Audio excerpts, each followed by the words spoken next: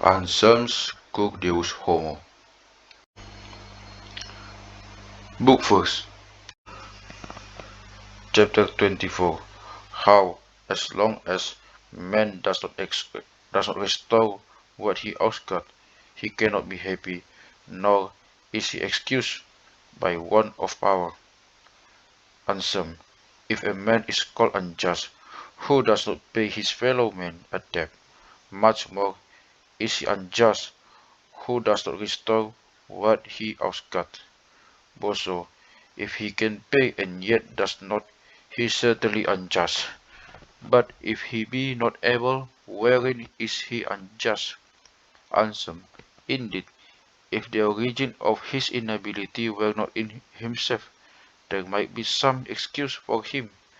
But if in this very impotence lies the fault, as it does not lessen the sin, neither does it excuse him from paying what is due. Suppose one should assign his slave a certain piece of work, and should command him not to throw himself into a ditch, which he points out to him and from which he could not extricate himself, and suppose that the slave, despising his master's command and warning, throws himself into the ditch before pointed out, so as to be utterly unable to accomplish the work assigned. Think you that his inability will at all excuse him for not doing his appointed work? Boso, by no means, will rather increase his crime, since he brought his inability upon himself. For doubly had he sinned in not doing what he was commanded to do, and in doing what he was forward not to do. Anselm. Just so inexcusable is man, who has voluntarily brought upon himself a debt which he cannot pay, and by his own fault disabled himself, so that he can neither escape his previous obligation not to sin, nor pay the debt which he has incurred by sin. For his very inability is guilt, because he ought not to have it, he ought to be free from it. For as it is a crime not to have what he ought, it is also a crime to have what he ought not. Therefore, as it is a crime in man not to have that power which he received to avoid sin, it is also a crime to have that inability by which he can neither do right and avoid sin, nor restore the debt which he owes on account of his sin. For it is by his own free action that he loses that power and falls into the inability. For not to have the power which one ought to have is the same thing as to have the inability which one ought not to have. Therefore, man's inability to restore what he owes to God, and inability brought upon himself for that very purpose, does excuse man from paying. For the result of sin cannot excuse the sin itself. Boso, this argument exceedingly weighty, and must be true. Anselm. Man, then, is unjust in not paying what he owes to God. Boso, this is very true, for he is unjust, both in not paying and in not being able to pay. Anselm. But no unjust person shall be admitted to happiness, for as that happiness is complete in which there is nothing wanting, so it can belong to no one who is not so pure as to have injustice found in him. Also, I dare not think otherwise. Anselm. He then, who does not pay God what he owes can never be happy. Boso, I cannot deny that this is so. Anselm. But if you choose to say that a merciful God remits to the suppliant his debt because he cannot pay, God must be said to dispense with one of two things, viz., either this which men are voluntary to render but cannot, that is an equivalent for his sin, a thing which ought not to be given up, even to save the whole universe besides God, or else this, which, as I have before said, God was about to take away from man by punishment, even against man's will, his happiness. But if God gives up what man ought freely to render, for the reason that man cannot repay it, what is this but saying that God gives up what he is unable to obtain? But it is more correct to ascribe such compassion to God.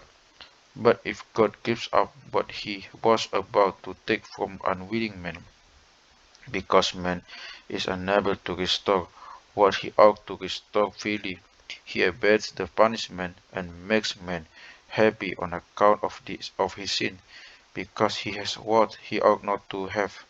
For he ought not to have this inability, and therefore as long as he has it without atonement, it is his sin.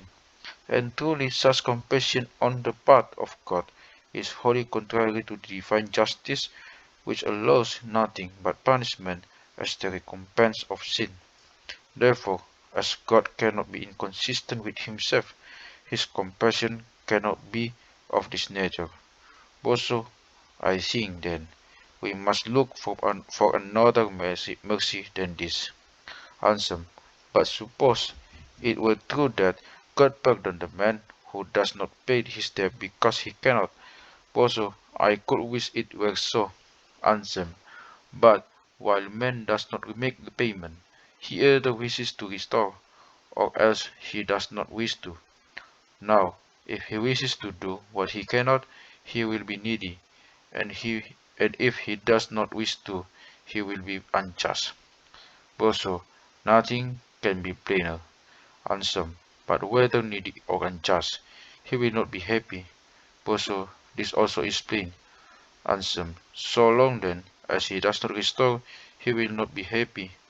Also, if God follows with the method of justice, there is no escape for the miserable wretch, and God's compassion seems to fail.